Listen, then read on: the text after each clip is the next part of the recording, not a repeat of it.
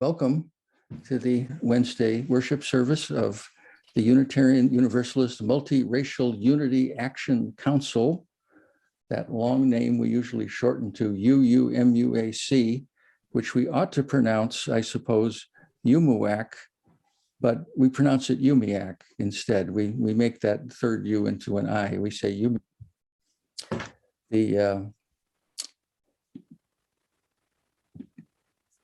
The service this evening is about Howard Thurman, featuring the Reverend Dr. Mellen Kennedy of the Springfield, Vermont UU Meetinghouse, and also her choir director, Julane Deener, and also her administrative assistant, Deb Diegoli. I hope I said that right. The Reverend Dr. Mellen Kennedy is a Universalist minister and also a Sufi minister, Shiraga. She serves the Springfield UU Meetinghouse in Vermont. She also serves as chair of the board of the Inayatiya, a Sufi path of spiritual liberty.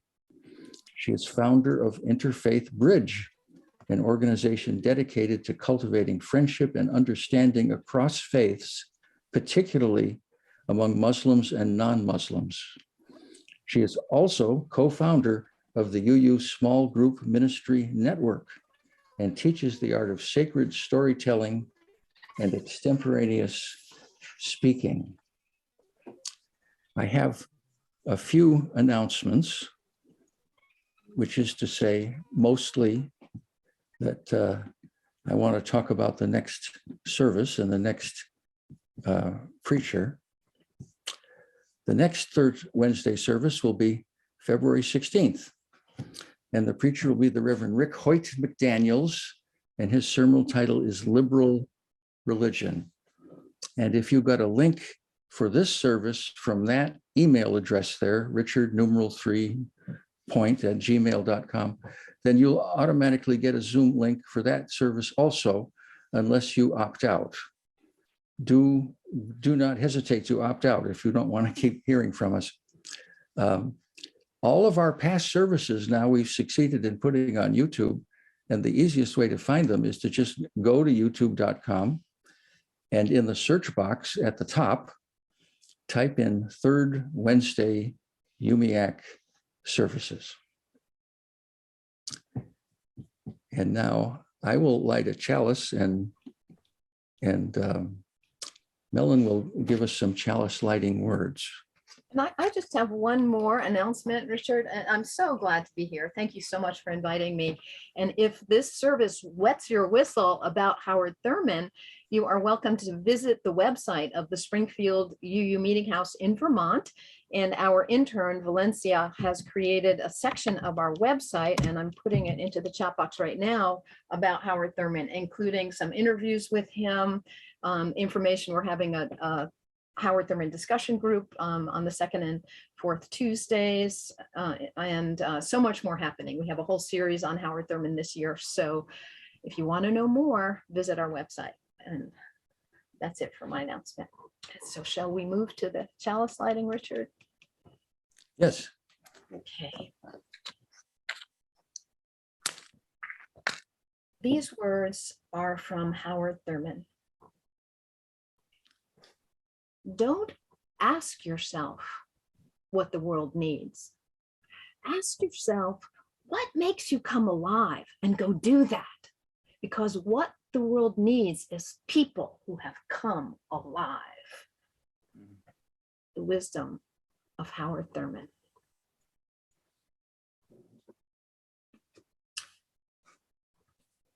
And the best way to understand Howard Thurman is to hear from his own mouth, to hear his own words.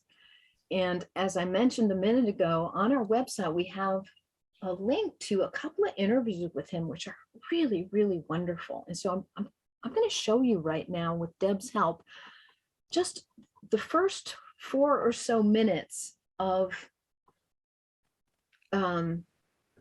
the first interview with him. And I see a note in the chat box can folks out of Vermont participate? Yes, we are on Zoom. Everyone's welcome to our Howard Thurman series. I'll say more about that at the end. So here he is.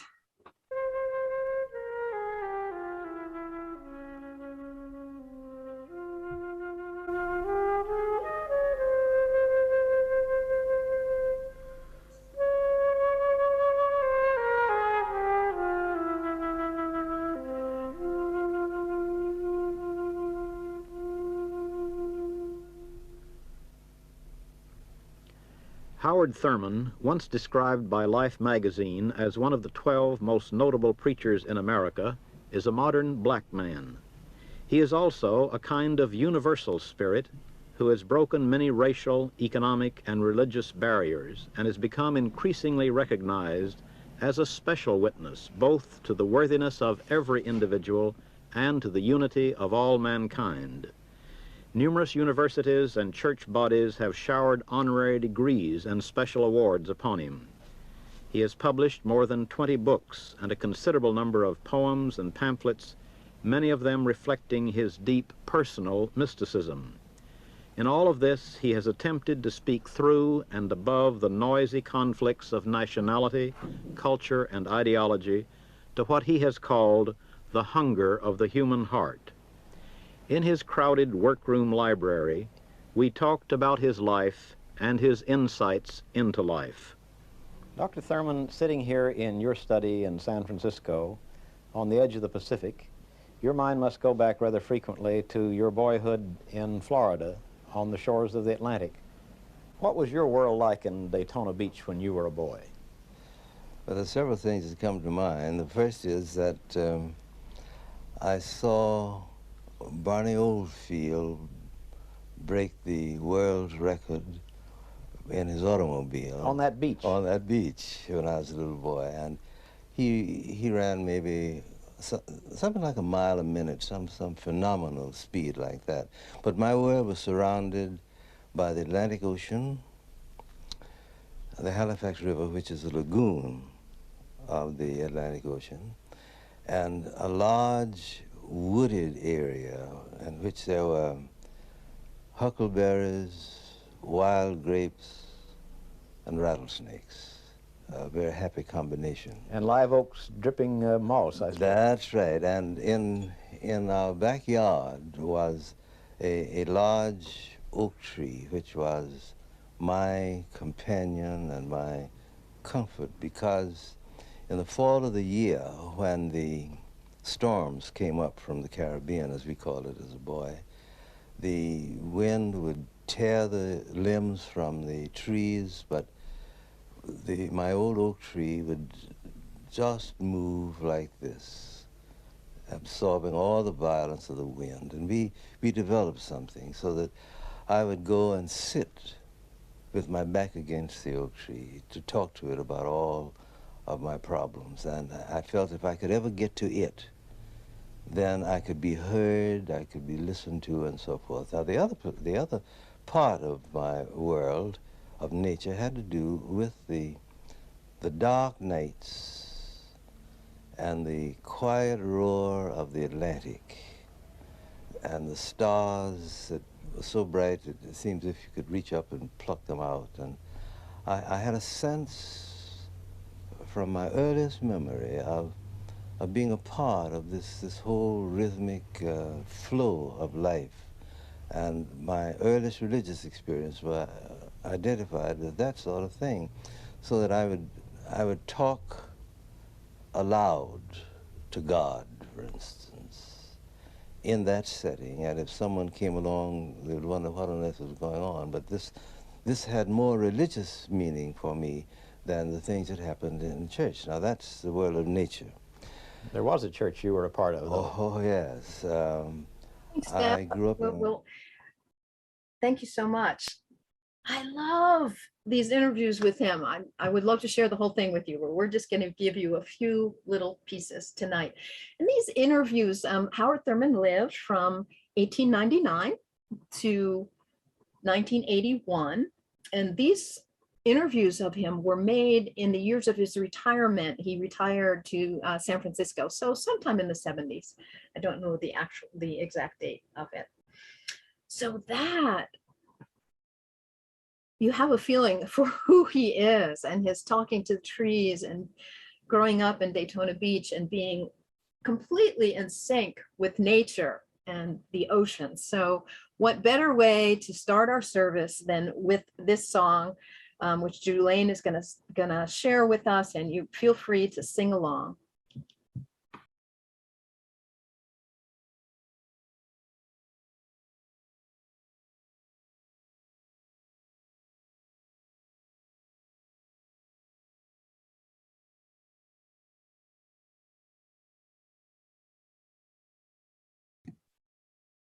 It is the mission of the Unitarian Universalist Multiracial Unity Action Council to carry out and foster anti-racist and multiracial unity activities, both within and outside the Unitarian Universalist Association, through education, bearing witness in other actions, and expansion of our membership, both within and outside the walls of our congregations.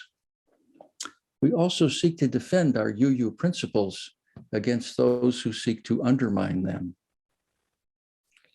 We envision our congregations, denomination, and society as not being colorblind, but color appreciative, as judging and treating members of the world's rank and file by the content of their character, not the color of their skin or their cultural heritage, and as treasuring diversity in the context of the beloved community. We call this vision multiracial Unitarian Universalism. This is the prize that we try to keep our eyes on. This is the mountaintop. This is the goal, the unity of the light and dark-skinned people of the world.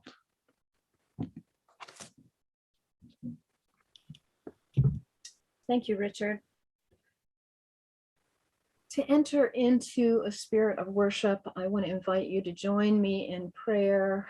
And before I do that, I just want to acknowledge the presence of two of our collaborators on this project. Reverend Dr. Crystal Owens from the Empowerment Center in Cheverly, Maryland is here with us, and Minister Usher Moses, who is the senior minister at the Empowerment Center in Cheverly, Maryland, is also with us, and he also teaches at Howard University. And so, hello, Crystal. I see you just put on your camera. Yes. So this is a collaborative project between the Empowerment Center, this offering of the Howard Thurman series. It's an 8-month series that started in October and will go through May. So Crystal and Usher and myself are creating this together, along with Robin Ruffner, who is from the Atlanta, Georgia area. And we are taking turns preaching and offering a message. We all are deeply in love with Howard Thurman and his life and his legacy. And it is our great pleasure to create this series that we're doing through the Springfield Meetinghouse and the Empowerment Center.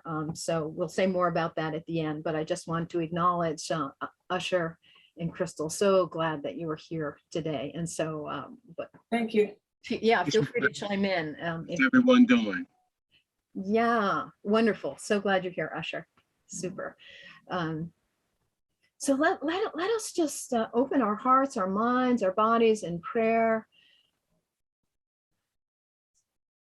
Take a breath and let yourself relax. If it helps you shake a little bit, get into your body and let loose of any tension. And open yourself in prayer. Spirit of life, great God, the source known by many names, thank you so much for the gift of this winter day. And thank you for this opportunity for us to come together. Great Spirit, you know that here on planet Earth, we're in a bit of a kerfuffle. Somehow we have forgotten our unity.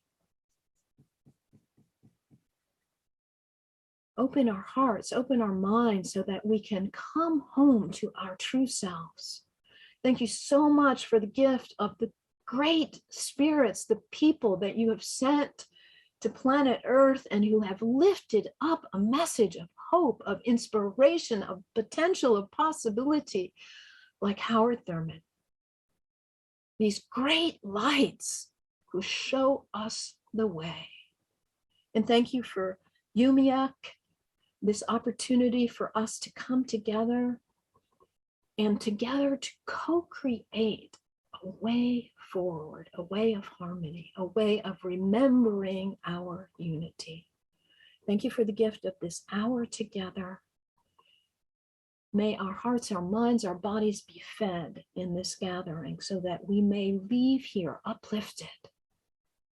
We may leave here remembering who we really are, that we may find our way home to our true selves.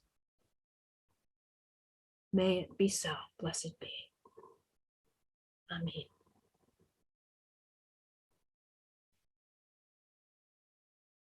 The medicine for our times. Are you feeling like you need a little bit of medicine? Are things a little bit out of balance and in need of some healing and harmony in your life? One of the most wonderful places to look for this medicine is to the life and teachings of Howard Thurman. So he was a mystic, a Universalist.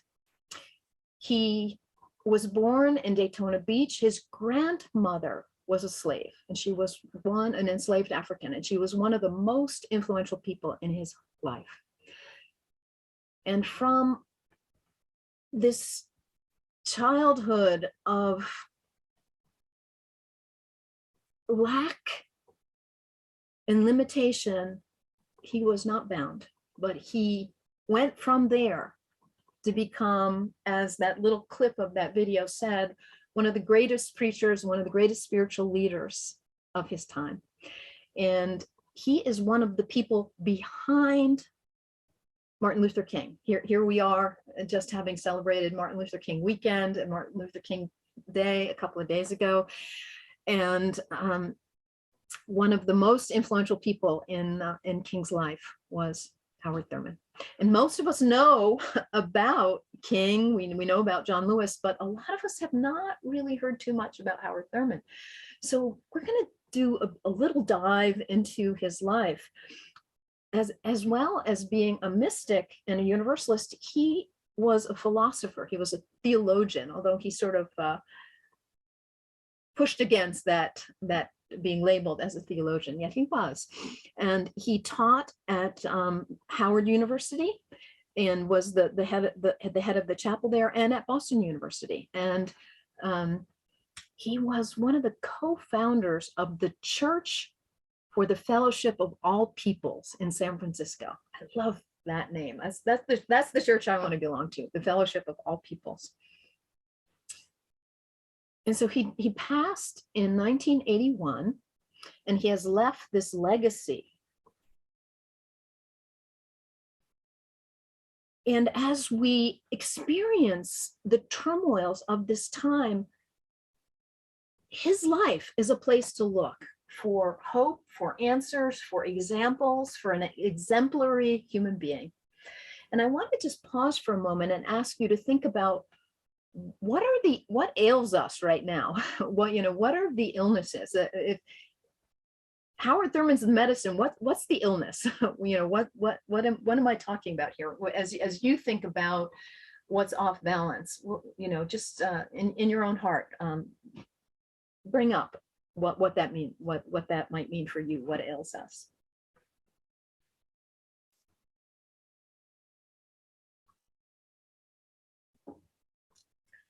I'm going to focus on just a few things about what I think are some of the ailments of our time, and Thurman as the medicine for it.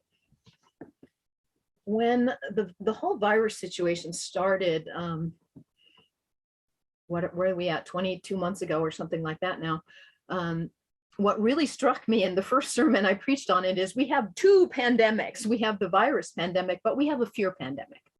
And I don't know which is worse, because when we are afraid, we actually are not very smart. You know, when we're afraid, we're working out of the reptilian part of our brain. We're not able to access our higher thinking. We're not able to access our heart.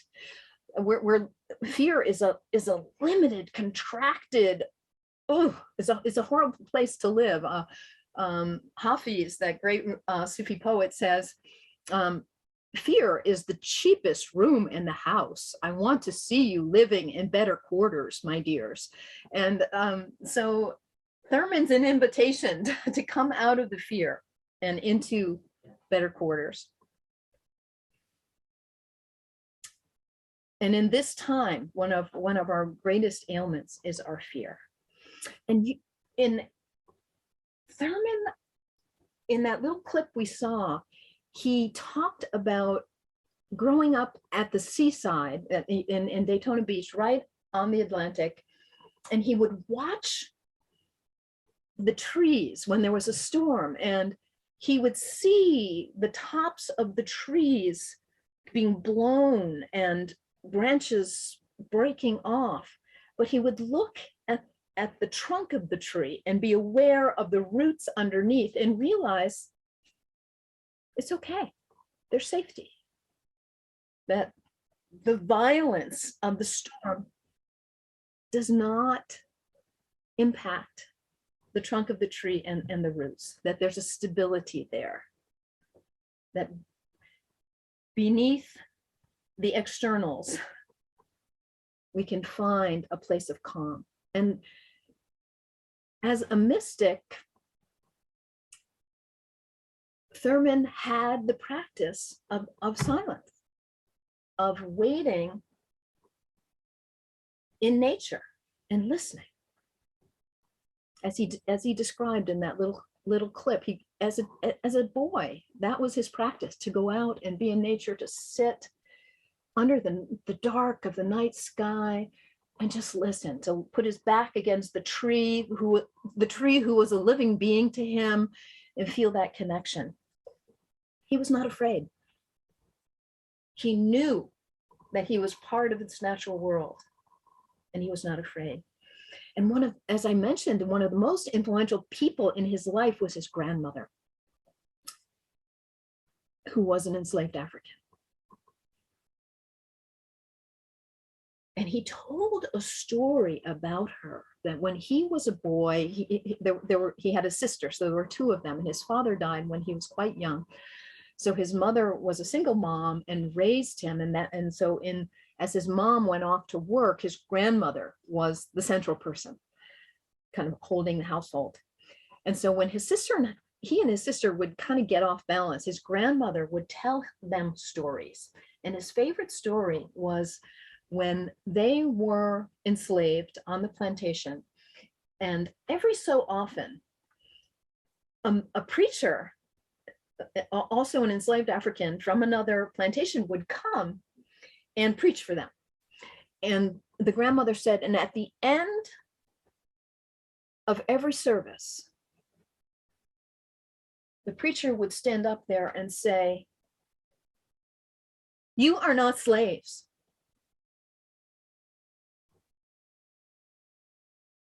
You are not worthless. You are not small. You are not somebody's property. You are a child of God. You matter. You are part of the divine." And Thurman said when his grandmother would tell the story, she would stand up and her back would stiffen, and she would just preach it to him and his sister. And he received that story as an empowering experience. And he said, no matter what happened for the rest of his life, he was rooted in the significance of that. On the externals, he may look like a boy from the South, an African boy from the South, descending from enslaved Africans. He may look like a person without many opportunities or possibilities, but he didn't believe that. He knew that he was part of the natural world and that he was connected with the divine. So what is there to fear? So that deep knowing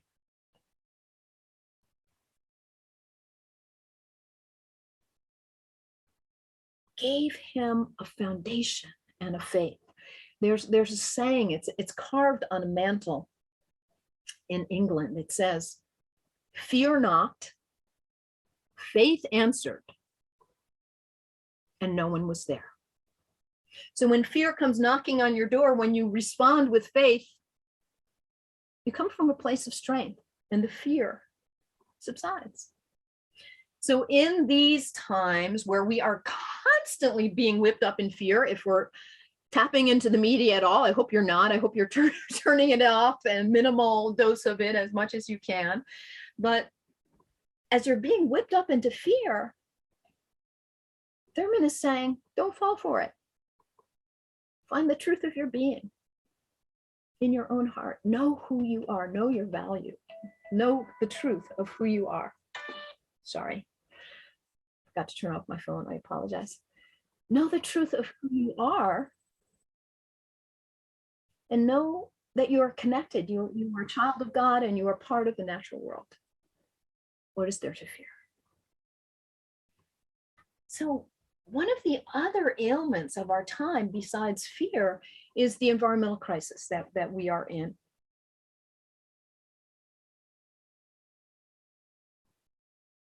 Somehow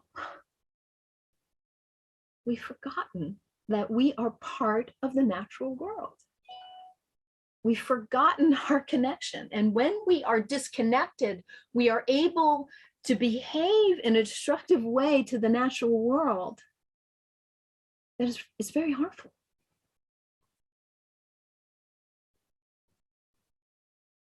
So much of what we see around us that is off kilter, that is out of balance, that is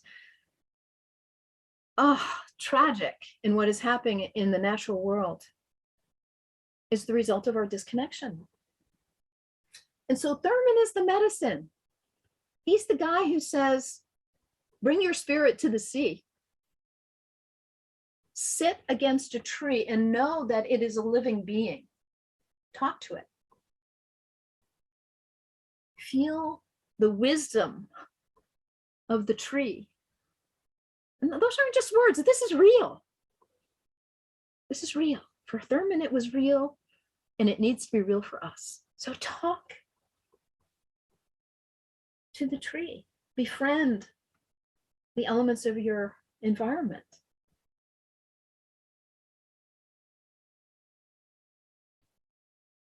And for Thurman, walking along the beach under that night sky, feeling the power of it, it transported him to the infinite. It was a mystical experience for him. As he said, some of his most powerful religious experiences were in nature. Anybody identify with that? Many of us do. But it can't be a theory in the head. It has to be practiced. When's the last time you actually sat and felt the livingness of the natural world? Hard to do when it's 4 below, I know. For those of us up north, this is not the time to sit outside, but at least sit at the window. Sit at the window and look out, and go out for short forays if you can, so that you connect and you know how alive it is. So Thurman is the medicine for our time because he lived in that way.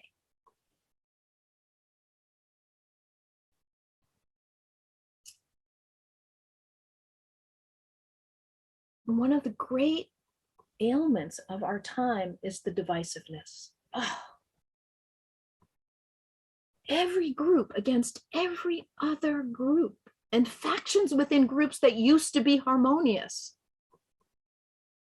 It's really painful, isn't it? To see the divisiveness in our families, in our towns, in our congregations, in the nation, oh, it's so painful. So Deb, I would love for you to show now that second interview, the part 2 of the interview. It's minute 4 through 11, I think. So I'll mute myself here. Within the tight circle of uniqueness,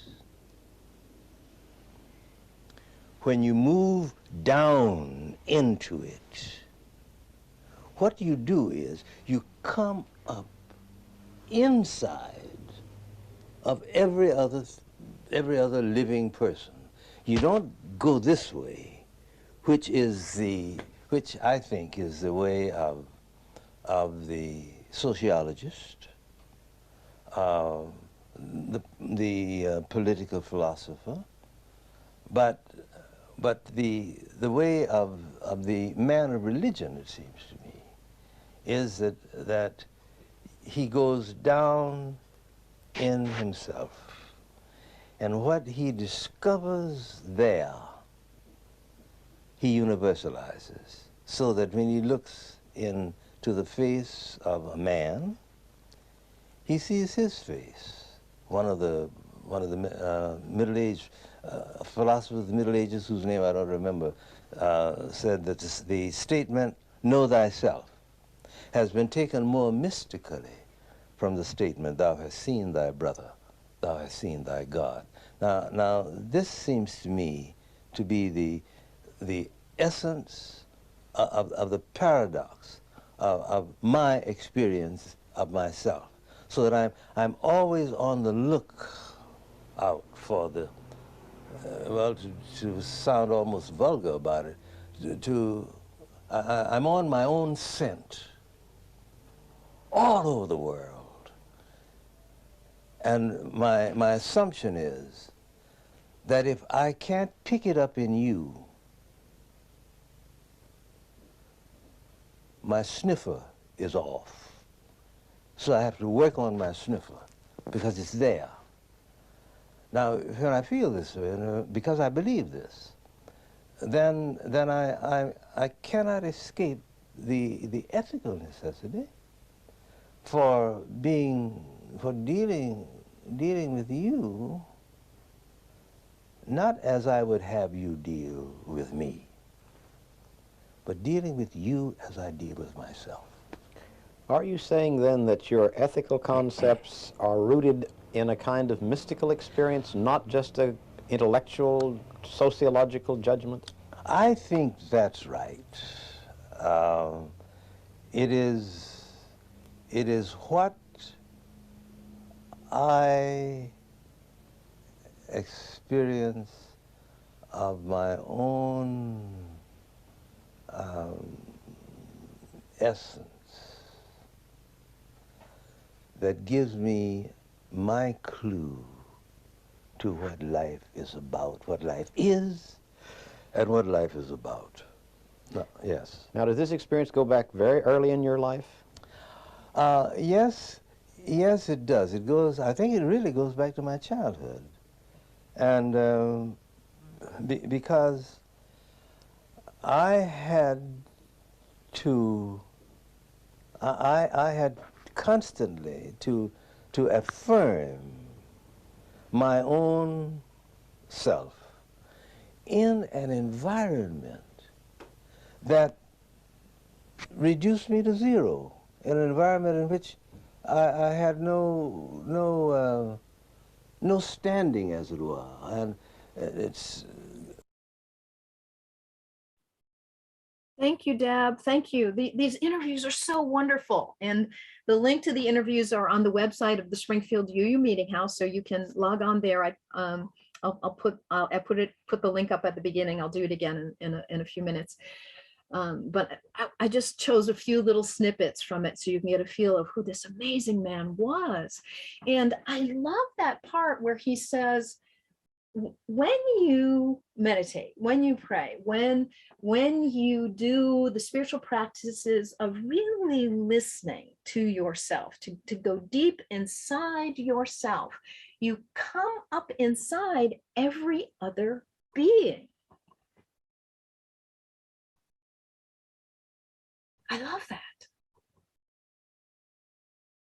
And I know that that is true. If we stay on the externals, and it's interesting, he says this way is a sociological way. That's a model for understanding humanity. But there's another model. There's the religious model. There's the spiritual model. There's the mystical model, where you connect with your own spiritual core.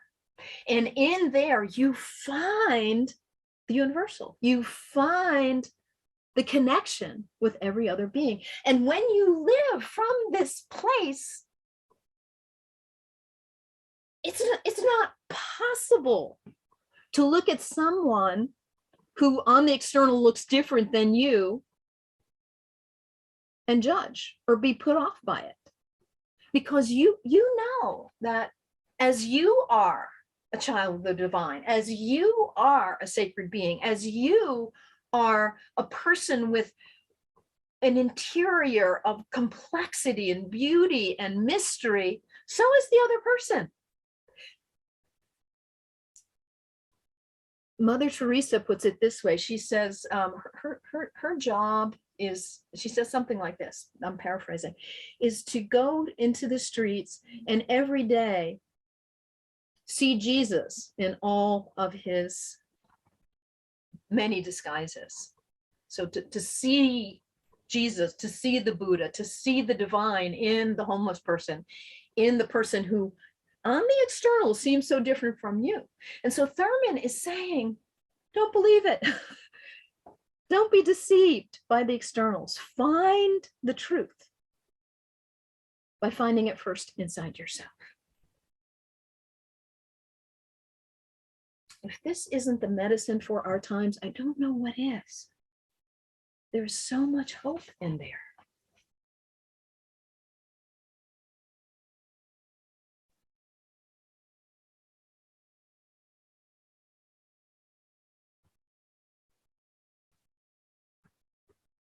So as we look around us and we witness our world in turmoil, upset and fear, disruption in our environment, divisiveness among us humans, we can look to the life and teachings, the legacy of Howard Thurman, and realize there is a way through this.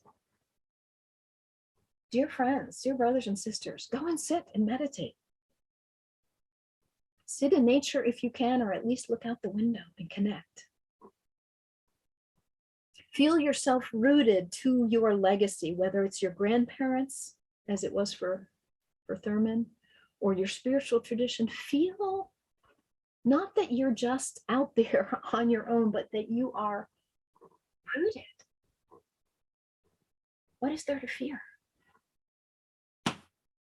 And as you sit and meditate and connect with yourself, know the unity of all beings, the unitive consciousness that is our birthright as human beings. That's what Thurman lived from. And from that place, he came out of there and served the world. He was, as John Lewis said, Representative John Lewis, who just passed away last year, John Lewis called him a saint of the civil rights movement. And for Martin Luther King Jr., for so many people, Howard Thurman was the rock. He was the inspiration. He was the source. He traveled to India. He met Gandhi. He brought nonviolent resistance ideas back, and he shared that. And he encouraged resistance from this centered place of love, not to fight against and harm and destroy, but to go deep, find our common humanity, and from this place of love, attract other people to this harmony. It's not a way of pushing and violence. It's a way of attraction. It's the power of love. Thurman was a universalist with a small u. So how about you, dear friends? Where are you at in your life? Are you feeling contracted in fear? Take in Thurman's wisdom. Are you feeling hopeless about the environment? Take in Thurman's wisdom. Are you feeling overwhelmed by the divisiveness? Let Thurman's wisdom of going deep and finding the unity, let it draw you home to yourself and to our common humanity. I'm going to close this sermon with these words from Thurman, of course.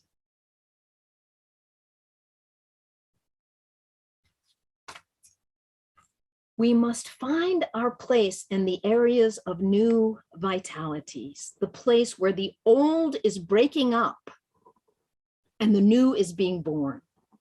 What a moment to be alive, and more importantly, to be aware.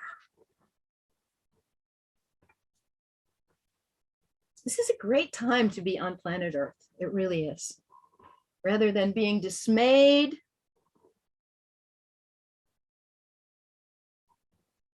let us engage.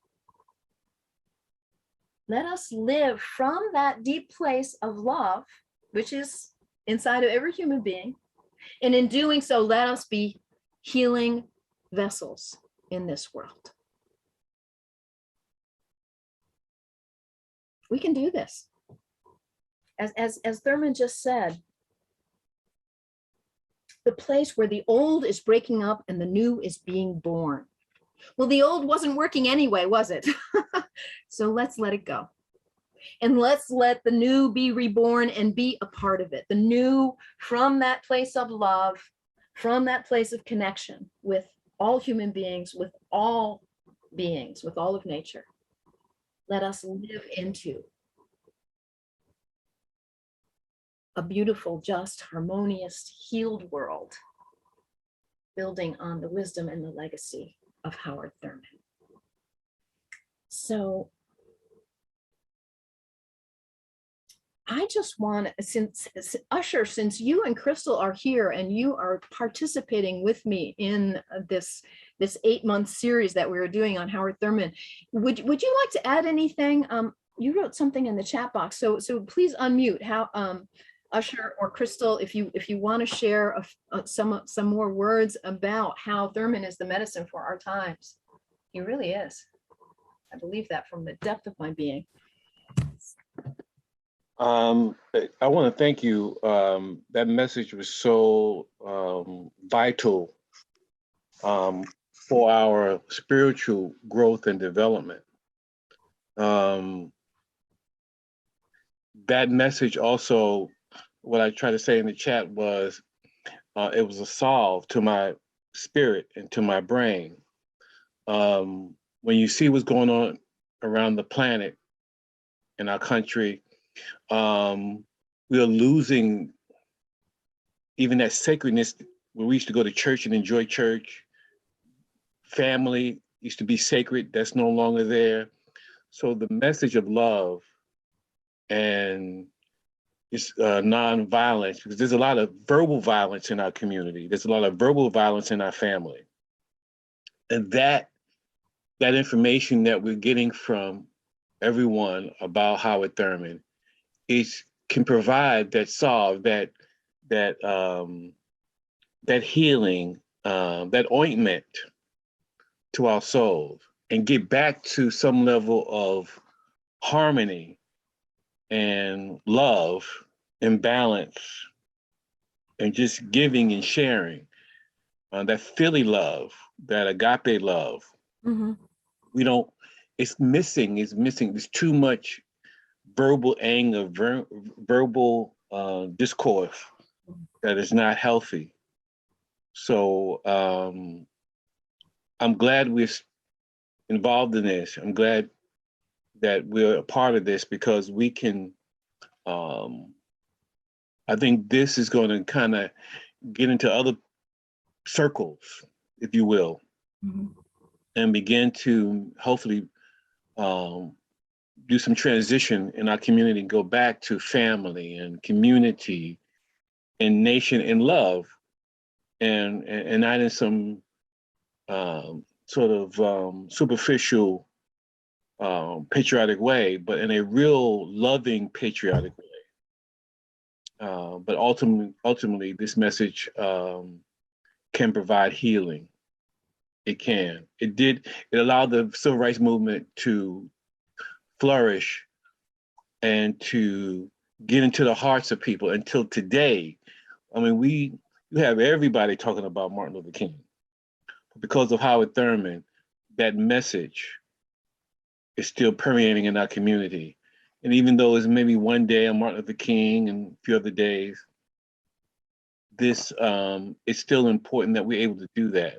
And somebody one day will have more Howard Thurmans, more Martin Luther's King, more Martin Luther's to reform our community, to change our situation. So I'm thankful for this. Thank you so much.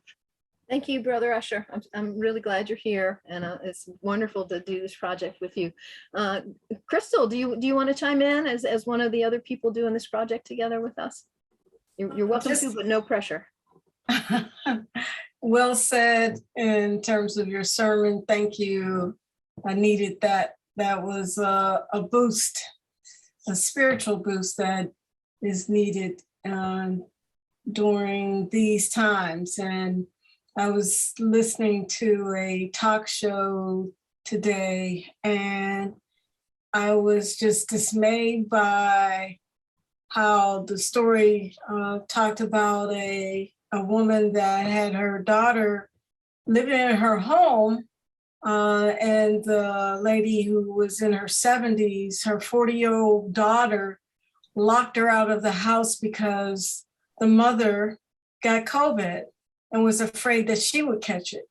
And how this discord is just separating families and really creating deep wounds that we need to heal, both mind, body, and spirit. So we definitely need these types of gatherings to give us hope and to stand in the gaps that people are struggling with each other and what have you.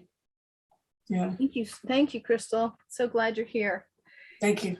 So let us move on. Now is time for the let's just go right to the offering, and then we have a special song. There's a Balm in Gilead to share with you. So yeah.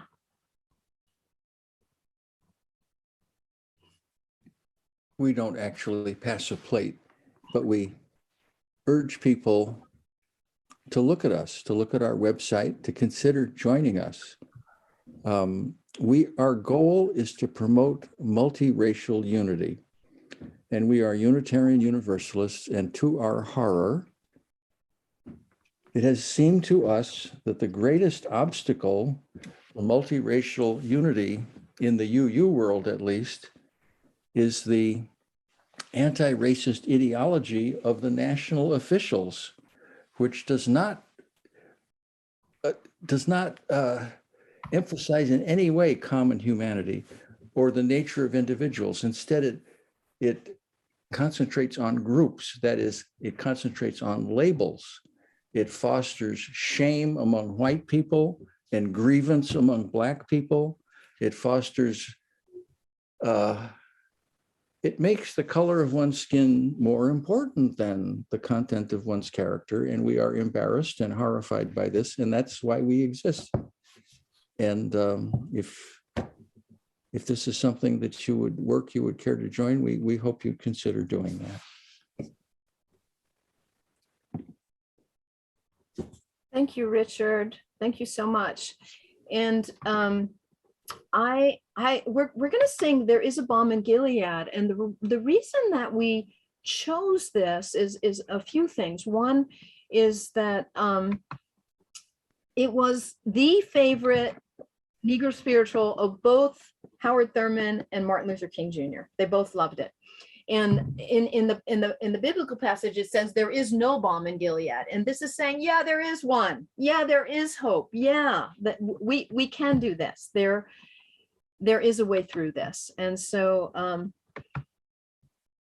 Julane is going to play it for us, and I will put the words into the chat box, and so we can all mute and sing along.